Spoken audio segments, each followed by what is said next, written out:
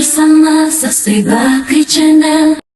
Penghargaan Rangkayo Minang adalah apresiasi kepada tokoh-tokoh Minang yang berkontribusi dalam bidang pendidikan, sosial, ekonomi, dan budaya masyarakat, terutama masyarakat Minangkabau.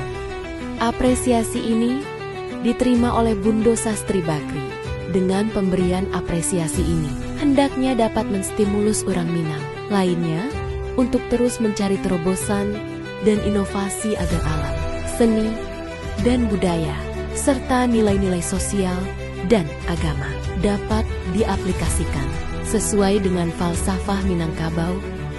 Banyak sekali tokoh-tokoh Minang yang menerima penghargaan ini, seperti Ibu Mufidah, Yusuf Kala, Denny Abdi Dubes Vietnam, Erni Johan, Rina Pangeran, Umi Harneli Bahar, dan lainnya.